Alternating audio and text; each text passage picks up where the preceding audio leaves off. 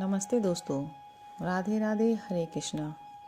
प्रस्तुत है प्रेमचंद्र जी की कहानी मंदिर।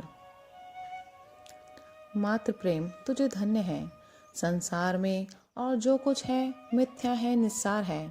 मात्र प्रेम ही सत्य है, अक्षय है, अनश्वर है। 3 दिन से सुखिया के मुंह में न अन्न का एक दाना गया था, न पानी की एक बूंद। सामने पुआल पर माता का नन्हा सा लाल बड़ा करा रहा था। आज 3 दिन से उसने आंखें न खोली थी। कभी उसे गोद में उठा लेती, कभी पुआल पर सुला देती। हंसते खेलते बालक को अचानक क्या हो गया यह कोई नहीं बताता। ऐसी दशा में माता को भूख और प्यास कहाँ। एक बार पानी का एक घूंट मुंह में लिया था, पर कंठ के नीचे ना ले जा सकी। इस दुखिया की विपत्ति का वार पार न था। साल भर के भीतर 2 बालक गंगा जी की गोद में सौंप चुकी थी। पतिदेव पहले ही सिधार चुके थे। अब उस अभागिनी के जीवन का आधार अवलंब जो कुछ था, यही बालक था। हाय, क्या ईश्वर इसे भी उसकी गोद से छीन लेना चाहते हैं? यह कल्पना करते ही माता की आंखों से झरझर आंसू बहने लगते थे। इस बालक को वह क्षण भर के लिए भी अकेला न छोड़ती। उसे साथ लेकर घास छीलने जाती, घास बेचने बाजार जाती तो बालक गोद में होता। उसके लिए उसने नन्ही सी खुरपी और नन्ही सी खांची बनवा दी थी। जियावन माता के साथ घास छीलता और गर्व से कहता, अम्मा, हमें भी बड़ी सी खुरपी बनवा दो, हम बहुत सी घास छीलेंगे, तुम द्वारे माची पर बैठी रहना। अम्मा, मैं घास बेच लाऊंगा। माँ पूछती, हमारे लिए क्या क्या लाओगे बेटा? जियावन लाल लाल साड़ियों का वादा करता, अपने लिए बहुत सा गुड़ लाना चाहता था। वे ही भोली भाली बातें इस समय याद आ आकर माता के हृदय को शूल के समान बेध रही थी। जो बालक को देखता यही कहता कि किसी की डीठ है। इस विधवा का भी संसार में कोई बैरी है। अगर उसका नाम मालूम हो जाता तो सुखिया जाकर उसके चरणों पर गिर पड़ती और बालक को उसकी गोद में रख देती। क्या उसका हृदय दया से ना पिघल जाता? पर नाम कोई नहीं बताता। हाय, किससे पूछे, क्या करे? 3 पहर रात बीत चुकी थी। सुखिया का चिंता व्यथिक चंचल मन कोठे कोठे दौड़ रहा था। किस देवी की शरण जाए, किस देवता की मनौती करे? इस सोच में पड़े पड़े उसे एक झपकी आ गई। क्या देखती है कि उसका स्वामी आकर बालक के सिरहाने खड़ा हो जाता है। अब बालक के सर पर हाथ फेरकर कहता है, रो मत सुखिया, तेरा बालक अच्छा हो जाएगा। कल ठाकुर जी की पूजा कर दे, वही तेरे सहायक होंगे। यह कहकर वह चला गया। सुखिया की आंख खुल गई। अवश्य ही उसके पतिदेव आए थे। इसमें सुखिया को जरा भी संदेह न हुआ। उन्होंने अब भी मेरी सुधी है, यह सोचकर उसका हृदय आशा से परिप्लावित हो गया। पति के प्रति श्रद्धा और प्रेम से उसकी आंखें सजल हो गईं। उसने बालक को गोद में उठा लिया और आकाश की ओर ताकती हुई बोली, भगवान, मेरा बालक अच्छा हो जाए तो मैं तुम्हारी पूजा करूंगी। अनाथ विधवा पर दया करो। उसी समय जियावन की आंखें खुल गईं। उसने पानी मांगा। माता ने दौड़कर कटोरे में पानी लिया और बच्चे को पिला दिया। जियावन ने पानी पीकर कहा, अम्मा, रात है कि दिन? सुखिया, अभी तो रात है बेटा, तुम्हारा जी कैसा है? जियावन, अच्छा है अम्मा, अब मैं अच्छा हो गया। सुखिया, तुम्हारे मुंह में घी शक्कर, बेटा भगवान करे तुम जल्द अच्छे हो जाओ। कुछ खाने को जी चाहता है? जियावन, हाँ अम्मा, थोड़ा सा गुड़ दे दो। सुखिया, गुड़ मत खाओ भैया, अब गुण करेगा, कहो तो खिचड़ी बना दूं। जियावन, नहीं मेरी अम्मा, जरा सा गुड़ दे दो, तेरे पैरों पड़ूं। माता इस आग्रह को न टाल सकी। उसने थोड़ा सा गुड़ निकालकर जियावन के हाथ में रख दिया और हांडी का ढक्कन लगाने जा रही थी कि किसी ने बाहर से आवाज दी। हांडी वहीं छोड़कर वह किवाड़ खोलने चली गई। जियावन ने गुड़ की 2 पिंडियां निकाल ली और जल्दी जल्दी चट कर गया। दिन भर जियावन की तबीयत अच्छी रही। उसने थोड़ी सी खिचड़ी खाई। 2-1 बार धीरे धीरे द्वार पर भी आया और हमजोलियों के साथ खेल ना सकने पर भी उन्हें खेलते देखकर उसका जी बहल गया। सुखिया ने समझा बच्चा अच्छा हो गया। दो एक दिन में जब पैसे हाथ में आ जाएंगे तो वह एक दिन ठाकुर जी की पूजा करने चली जाएगी। जाड़े के दिन झाड़ू बहारू नहाने धोने और खाने पीने में कट गए, मगर जब संध्या के समय फिर जियावन का जी भारी हो गया तब सुखिया घबरा उठी। परंतु मन में शंका उत्पन्न हुई कि पूजा में विलंब करने से ही बालक फिर मुरझा गया है। अभी थोड़ा सा दिन बाकी था। बच्चे को लिटाकर वह पूजा का सामान तैयार करने लगी।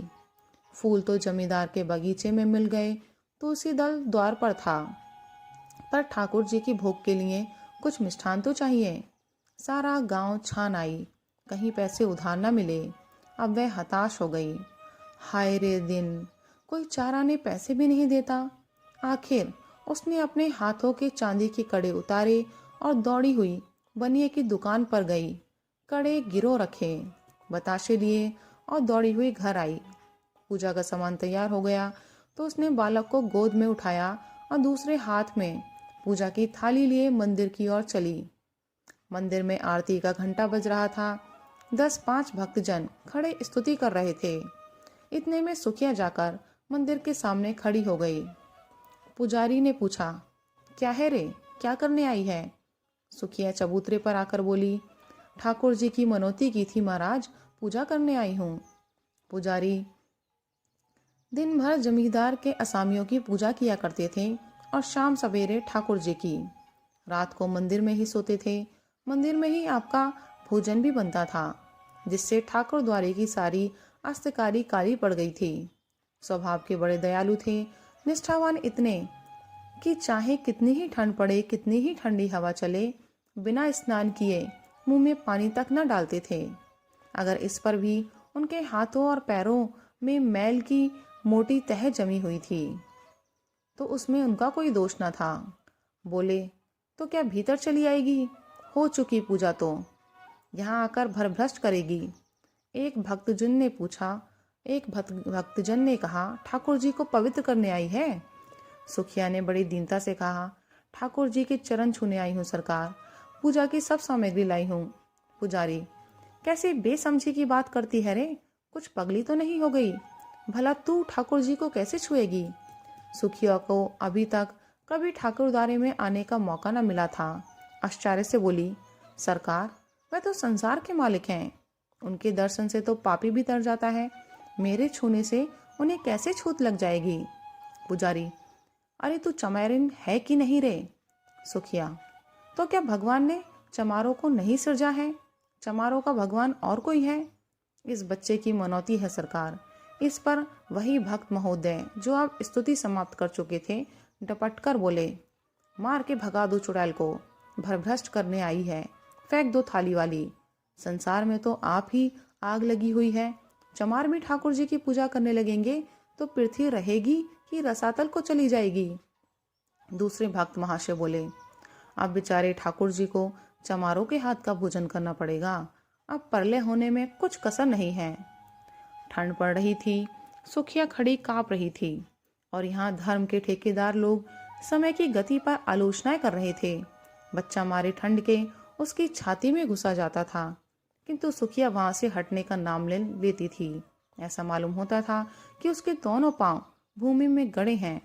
रह रहकर उसके हृदय में ऐसा उद्गार उठता था कि जाकर ठाकुर जी के चरणों पर गिर पड़े। ठाकुर जी क्या इन्हीं के हैं? हम गरीबों का उनसे कोई नाता नहीं है। ये लोग होते हैं कौन रोकने वाले? पर यह भय होता था कि इन लोगों ने कहीं सचमुच थाली वाली फेंक दी तो क्या करूंगी? दिल में ऐंठ कर जाती थी। सहसा उसे एक बात सूझी। वह वहां से कुछ दूर जाकर एक वृक्ष के नीचे अंधेरे में छिपकर इन भक्तजनों के जाने की राह देखने लगी। आरती की स्तुति के पश्चात भक्तजन बड़ी देर तक श्रीमद् भागवत का पाठ करते रहे। उधर पुजारी जी ने चूल्हा जलाया और खाना पकाने लगे। चूल्हे के सामने बैठे हुए हूं हूं करते जाते थे और बीच बीच में टिप्पणियां भी करते जाते थे।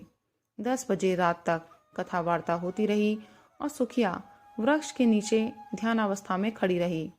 सारे भक्त लोगों ने एक एक करके घर की राह ली। पुजारी जी अकेले रह गए। अब सुखिया आकर मंदिर के बरामदे के सामने खड़ी हो गई, जहां पुजारी जी आसन जमाए बटलोई का क्षुधा वर्धक व मधुर संगीत सुनने में मग्न थे। पुजारी जी ने आहट पाकर गर्दन उठाई तो सुखिया को खड़ी देखकर बोले, क्यों रे, तू अभी तक खड़ी है? सुखिया ने थाली जमीन पर रख दी और एक हाथ फैलाकर भिक्षा प्रार्थना करती हुई बोली, महाराज जी, मैं अभाग्नि हूँ। यही बालक मेरे जीवन का अलम है, मुझ पर दया करो। 3 दिन से इसने सर नहीं उठाया, तुम्हें बड़ा जस होगा महाराज जी। ये कहते कहते सुखिया रोने आई। पुजारी जी दयालु तो थे, पर चमारिन को ठाकुर जी के समीप जाने देने का अश्रुतपूर्व घोर पातक वह कैसे कर सकते थे? ना जाने ठाकुर जी इसका क्या दंड दें। आखिर उनके भी बाल बच्चे थे, कहीं ठाकुर जी कुपित होकर गांव का सर्वनाश कर दें तो? बोले, घर जाकर भगवान का नाम ले तो बालक अच्छा हो जाएगा। मैं ये तुलसी दल देता हूँ, बच्चे को खिला दे, चरणामृत उसकी आंखों में लगा दे। भगवान चाहेंगे तो सब अच्छा ही होगा। सुखिया ठाकुर जी के चरणों पर गिरने ना दोगे महाराज जी? बड़ी दुखिया हूँ, उधार काट कर पूजा की सामग्री जुटाई है। मैंने कल सपना देखा था, महाराज जी की ठाकुर जी की पूजा कर, तेरा बालक अच्छा हो जाएगा, तभी आई हूँ। मेरे पास 1 रुपया है, मैं मुझसे ले लो, पर मुझे एक क्षण भर ठाकुर जी के चरणों पर गिर लेने दो। इस प्रलोभन से पंडित जी को एक क्षण के लिए विचलित कर दिया, किंतु मूर्खता के कारण ईश्वर का भय उनके मन में कुछ कुछ बाकी था। संभाल कर बोले, अरे पगली, ठाकुर जी भक्तों के मन का भाव देखते हैं कि चरण पर गिरना देखते हैं? सुना नहीं है, मन चंगा तो कठौती में गंगा। मन में भक्ति ना हो तो लाख कोई भगवान के चरणों पर गिरे कुछ ना होगा। मेरे पास एक जंतर है, दाम तो उसका बहुत है, पर तुझे 1 ही रुपए में दे दूंगा।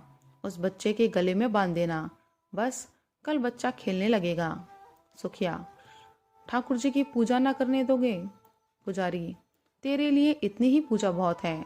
जो बात कभी नहीं हुई वे आज मैं कर दूं, और गांव पर कोई आफत विफत आ पड़े तो क्या हो, इसे भी तो सोचो। तू ये जंतर ले जा, भगवान चाहेंगे तो रात ही भर में बच्चे का कलेश कट जाएगा। किसी की दीठ पड़ गई है भी तो चौचाल, मालूम होता है छतरी बंस है। सुखिया, जब से इसे ज्वर है मेरे प्राण नहों में समाये हुए हैं। पुजारी, बड़ा होनहार बालक है, भगवान जिला दे तो तेरे सारे संकट हर लेगा। हाँ तो बहुत खेलने आया करता था, इधर 2-3 दिन से नहीं देखा था। सुखिया, तो जंतर को कैसे बांधूंगी महाराज? पुजारी, मैं कपड़े में बांध कर देता हूँ, बस गले में पहना देना। अब तो इस बेला नवीन बस्तर कहाँ खोजने जाएगी? सुखिया ने 2 रुपए कर कड़े गिरो रखे थे, एक पहले ही भजा चुकी थी, दूसरा पुजारी जी को भेंट किया और जंतर लेकर मन को समझाती हुई घर लौट आई। सुखिया ने घर पहुंचकर बालक को जंतर बांध दिया। जो जो रात गुजरती थी उसका ज्वर भी बढ़ता जाता था, यहाँ तक कि 3 बजते बजते उसके हाथ पांव शीतल होने लगे। तब वह घबरा उठी और सोचने लगी, हाय, अगर मैं अंदर चली जाती और भगवान के चरणों में गिर पड़ती तो कोई मेरा क्या कर लेता? यही ना होता कि लोग मुझे धक्के देकर निकाल देते, शायद मारते भी, पर मेरा मनोरथ तो पूरा हो जाता यदि मैं ठाकुर जी के चरणों को अपने आंसुओं से भिगो देती और बच्चे को उनके चरणों में सुला देती, तो क्या उन्हें दया ना आती? वह तो दया में भगवान है, दीनों की रक्षा करते हैं, क्या मुझ पर दया ना करते? यह सोचकर सुखिया का मन अधीर हो उठा। नहीं, अब विलंब करने का समय न था। वह अवश्य जाएगी और ठाकुर जी के चरणों पर गिरकर रोएगी। उस अबला के आशंकित हृदय को अब उसके सिवा और कोई अवलंब, कोई आसरा न था। मंदिर के द्वार बंद होंगे तो वह ताले तोड़ डालेगी। ठाकुर जी क्या किसी के हाथों बिक गए हैं कि उन्हें बंद कर रखे? रात के 3 बज गए थे। सुखिया ने बालक को कंबल से ढांककर गोद में उठाया, एक हाथ में थाली उठाई और मंदिर की ओर चली। घर से बाहर निकलते ही शीतल वायु के झोंकों से उसका कलेजा कांपने लगा। शीत से पांव शिथिल हुए जाते थे। उस पर चारों ओर अंधकार छाया हुआ था। रास्ता 2 फर्लांग से कम न था। पगडंडी वृक्षों के नीचे नीचे गई थी। कुछ दूर दाहिनी ओर एक पोखरा था। कुछ दूर बांस की कोठियों में चुड़ैलों का अड्डा था। बाईं ओर हरे भरे खेत थे। चारों ओर सन सन हो रहा था। अंधकार साए साए कर रहा था। सहसा गीदड़ों के कर्कश स्वर से हुआ हुआ करना शुरू कर दिया। हाय, अगर कोई उसे 1 लाख रुपया देता तो भी वे इस समय यहाँ न आती। पर बालक की ममता सारी शंकाओं को दबाए हुई थी। हे भगवान, अब तुम्हारा ही आसरा है। यह जपती वह मंदिर की ओर चली जा रही थी। मंदिर के द्वार पर पहुंचकर सुखिया ने जंजीर टटोल कर देखी, ताला पड़ा हुआ था। पुजारी जी बरामदे से मिली कोठरी में किवाड़ बंद किए सो रहे थे। चारों ओर अंधेरा छाया हुआ था। सुखिया चबूतरे के नीचे से एक ईंट उठा लाई और जोर जोर से ताले के ऊपर पटकने लगी। उसके हाथों में न जाने इतनी शक्ति कहाँ से आ गई थी। 2 ही 3 चोटों में ताला और ईंट दोनों टूटकर चौखट पर गिर पड़े। सुखिया ने द्वार खोलकर अंदर जाना ही चाहती थी कि पुजारी किवाड़ खोलकर हड़बड़ाए हुए बाहर निकले और चोर चोर का गुल मचाते हुए गांव की ओर दौड़े। जाड़ों में प्रायः पहर रात रहे ही लोगों की नींद खुल जाती है। यह शोर सुनते ही कई आदमी इधर उधर से लालटेन लिए हुए निकल पड़े और पूछने लगे, कहाँ हैं, किधर गया? पुजारी, मंदिर का द्वार खुला पड़ा है, मैंने खटखट की आवाज सुनी। सहसा सुखिया बरामदे से निकलकर चबूतरे पर आई और बोली, चोर नहीं हूं मैं, ठाकुर जी की पूजा करने आई थी। अभी तो अंदर गई भी नहीं, मार हल्ला मचा दिया। पुजारी ने कहा, अब अनर्थ हो गया। सुखिया मंदिर में जाकर ठाकुर जी को भ्रष्ट कर आई। फिर क्या था, कई आदमी झल्लाए हुए लपके और सुखिया पर लातों और घूसों की मार पड़ने लगी। सुखिया एक हाथ में बच्चे को पकड़ी हुई थी और दूसरे हाथ से उसकी रक्षा कर रही थी। एकाएक बलिष्ठ ठाकुर ने उसे इतनी जोर से धक्का दिया कि बालक उसके हाथों से छूटकर जमीन पर गिर पड़ा, मगर वह न रोया, न बोला, न सांस ली। सुखिया भी गिर पड़ी थी। संभलकर बच्चे को उठाने लगी तो उसके मुख पर नजर पड़ी। ऐसा जान पड़ा मानो पानी में परछाई हो। उसके मुंह से एक चीख निकल पड़ी। बच्चे का माथा छूकर देखा, सारी देह ठंडी हो गई थी। एक लंबी सांस खींचकर वह उठ खड़ी हुई। उसकी आंखों में आंसू न आए। उसका मुख क्रोध की ज्वाला में तमतमा उठा। आंखों के अंगारे बरसने लगे। दोनों मुट्ठियां बंध गई। दांत पीसकर बोली, पापियों, मेरे बच्चों के प्राण लेकर क्यों दूर खड़े हो? मुझे भी क्यों नहीं उसी के साथ मार डालते?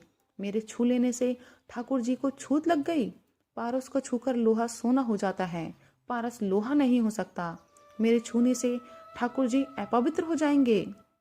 मुझे बनाया तो छूत नहीं लगी। लो, अब कभी ठाकुर जी को छूने नहीं आऊंगी। ताले में बंद रखो, पहरे बैठा दो। हाय, तुम्हें दया छू भी नहीं गई। तुम इतने कठोर हो। बाल बच्चे वाले होकर भी तुम्हें भी एक अभागिन माता पर दया न आई। तिस पर धर्म के ठेकेदार बनते हो। तुम सब के सब हत्यारे हो। डरो मत, मैं थाना पुलिस नहीं जाऊंगी। मेरा न्याय भगवान करेंगे। अब उन्हीं के दरबार में फरियाद करूंगी। किसी ने चूना की, कोई मिनमिनाया तक नहीं। पाषाण मूर्तियों की भांति सब सिर झुकाए खड़े रहे। इतनी देर में सारा गांव जमा हो गया था।